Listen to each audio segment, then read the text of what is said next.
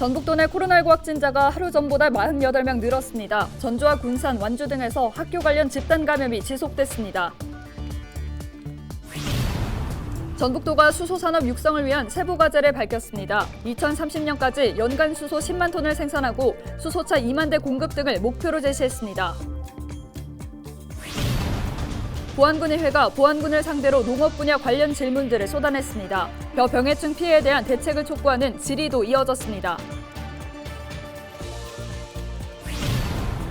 김제 지역 애물단지로 전락한 스파랜드가 일반에 매각됐습니다. 김제시는 다음 달 스타월드몰과 온천단지 투자 협약을 체결할 예정입니다.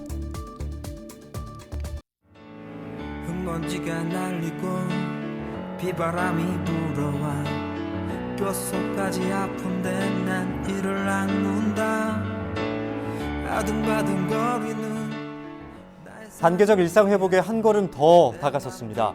이제 며칠 있으면 잃어버린 저녁과 모임 그리고 만남까지 이 코로나19에 빼앗겼던 자유를 되찾는다고 생각하니까 벌써부터 마음이 설레는데요. 네, 일상으로 돌아가는 게 이렇게 기쁘다니요. 이 또한 한 번도 경험해보지 못한 감정인 것 같습니다. 잃어버린 1년 8개월, 그동안 많은 분들의 희생과 고통이 뒤따랐죠. 네, 이제는 처참하게 무너진 골목 경제를 살려야겠습니다. 네, 골목이 살아야 나라가 사니까요. 물론 위기가 재발하지 않도록 방역의 고삐도 동시에 바짝 쥐어야 할 텐데요. 오늘도 힘차게 뉴스 시작합니다.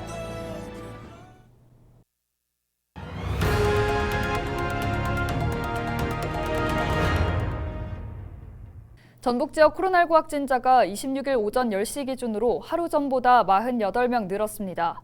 전북도는 군산의 한 고등학교 관련 확진자가 8명 늘어 누적 확진자가 27명으로 집계됐다고 밝혔습니다. 전주의 한 고등학교도 집단 감염이 발생해 누적 확진자가 9명으로 늘었습니다.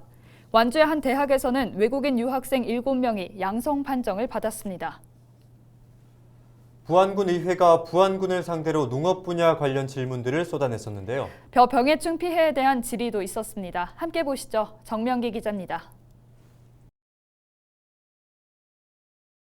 수확을 앞둔 부안의 한 들녘.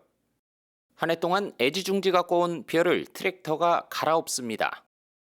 올가을 장마 등의 영향으로 병해충 피해가 컸기 때문입니다. 농작물 재보험이 가입했어도 산정 금액과 피해 금액의 차이가 커서 농가의 시름을 덜어줄 수 없는 실정입니다. 그렇다면 부안군의 대책은 뭘까? 품종별, 병해별 발생 정도를 파악하고 농식품부와 전라북도 그리고 정치권에 피해의 심각성을 전달하여 농업 재해로 인정되도록 건의하였습니다. 품종에 제한 없이 11월 초 전량 정부 수매를 실시할 계획입니다.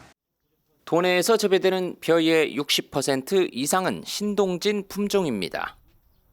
대부분 이 품종에서 피해가 난 겁니다. 신동진벼의 병충해가 더욱 심하여 그 피해는 막심합니다. 우리 군만의 특별 대책이 있는지를 밝혀주시기 바랍니다. 키가 작고 내병성이 강한 신진백, 키가 작고 수량성이 좋은 예찬배 등을 내년 선도농가 중심으로 시범 재배하여 점차 확대해 나가겠습니다. 잦은 기상이변도 문제지만 농촌의 일손 부족은 갈수록 심해지고 있는 상황. 대책 마련이 필요하다는 목소리가 나옵니다.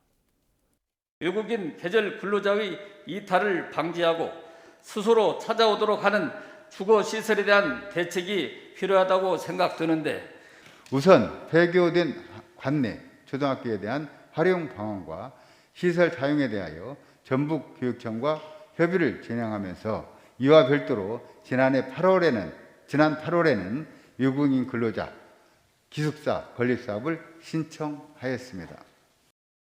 이와 함께 부안군은 전체 농업인의 49%를 차지하는 여성 농업인에 대해 건강검진비를 지원하는 정부 시범 사업을 추진하겠다고 밝혔습니다. 헬로티비 뉴스 정명기입니다. 전북도가 수소산업을 육성하기 위해 세부과제 25개를 담아 청사진을 제시했습니다. 전북도는 탄소중립 2050선도 그린 수소 산업 중심 전북도를 비전으로 정하고 2030년까지 연간 수소 10만 톤 생산과 수소 저장 시설 선도 지역 도약, 수소차 2만 대와 충전소 50곳 이상 공급을 목표로 세웠습니다. 수소 산업 육성에는 사업비 3조 8천억여 원이 투입되며 생산 기반이 구축되면 40개 기업에서 3만 명의 고용 유발 효과가 발생할 것으로 기대됩니다. 전북도가 지역 내 생태 관광지를 표현할 상표를 선정했습니다. 전북도는 설문조사와 전문가 의견을 거쳐 기억하기 쉽고 청정 이미지를 나타낼 도내 생태 관광지 12곳의 상표를 선정했다고 밝혔습니다. 정읍시는 소양 그윽한 솔티달빛 생태숲이, 남원시는 지리산 천년의 품 백두대간 생태 관광벨트, 김제시는 지평선 너머 벽골제 생태 농경원이 각각 상표로 선정됐습니다. 이들 상표는 앞으로 온오프라인을 통해 관광지를 홍보하는 데 사용됩니다. 먹이가 부족한 가을을 맞아 멧돼지가 도심 주택가로 내려와 주의가 요구됩니다. 전북소방본부는 이달 들어 전주시와 완주군 등에서 멧돼지가 도심에 나타났다며 신고된 사례가 17건 있었다고 밝혔습니다. 소방본부는 멧돼지를 마주하면 천천히 뒷걸음질로 나무나 바위 등에 몸을 숨겨야 한다고 당부했습니다. 전북 지역의 멧돼지 출몰 신고는 재작년 145건, 지난해에는 135건이 접수됐으며 대부분 10월에서 11월 사이에 집중됐습니다. 김제 지역 애물단지로 전락한 스파랜드가 일반에 매각됐습니다. 김제시는 제주도를 중심으로 관광과 레저 등의 사업을 하는 주식회사 스타월드몰에 26억 원에 낙찰됐다고 밝혔습니다. 김제시는 다음 달 2일 스타월드몰과 온천단지 투자 협약을 체결할 예정입니다. 8년 동안 흉물로 방치되어 있던 김제온천이 온천단지 투자협약 체결과 향후 26년까지 3단계에 걸쳐 1천억 원 상당의 사업비를 투자해 전북을 대표하는 복합 관광단지로 개발해 나갈 계획입니다.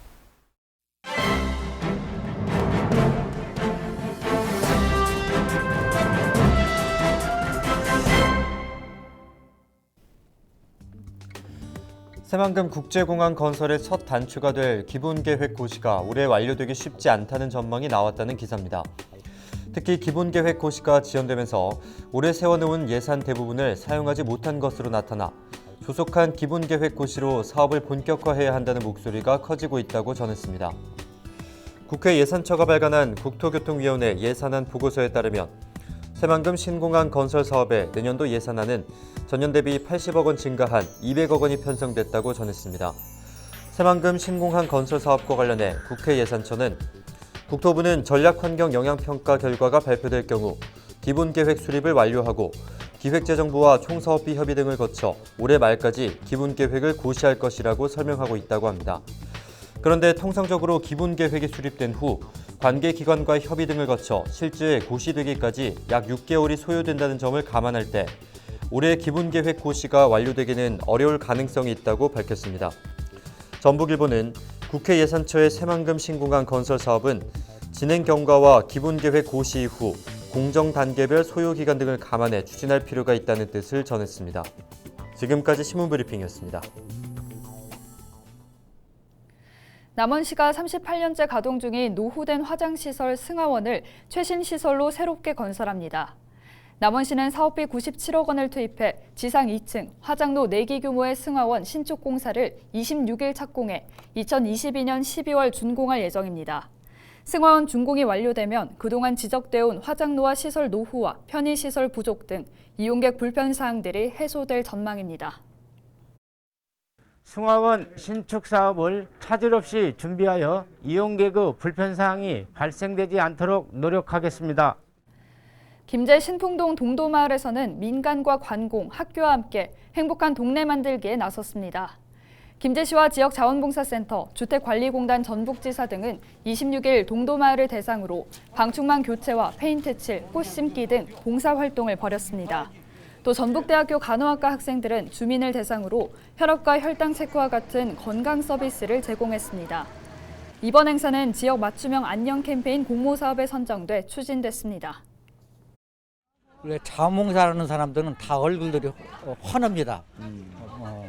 그래서 받는 사람도 기쁘지만 자원봉사하는 자체만으로도 건강을 찾을 수 있고 참여해주는 분들이 자원봉사자들입니다. 그래서 너무나 감사하게 생각합니다. 코로나19 방역 조치로 영업에 피해를 입은 소상공인들을 대상으로 보상금 신청을 받습니다. 신청 대상은 지난 7월 7일부터 9월 사이 집합금지 또는 영업시간 제한 등으로 경영상 손실이 발생한 소상공인입니다. 남원시는 식당과 유흥주점 등 1,700곳이 신청 대상이 될 것으로 보고 있습니다. 신청은 온라인 소상공인 손실 보상 사이트 또는 남원시청에서 할 수 있습니다. 남원시가 코스메틱 비즈센터에 입주할 기업을 모집하기 위해 26일 설명회를 열었습니다. 국내 유일의 화장품 전문 지식산업센터인 남원 코스메틱 비즈센터는 노암 산단에 들어서며 지난 3월 공사가 시작돼 3층 규모로 내년 6월 준공됩니다. 코스메틱 비즈센터에는 공동 물류장과 위험물 저장소, 홍보관과 식당 등을 갖추고 있으며 특히 샘플 제작실 등 화장품 기업을 위한 맞춤형 시설이 들어섭니다.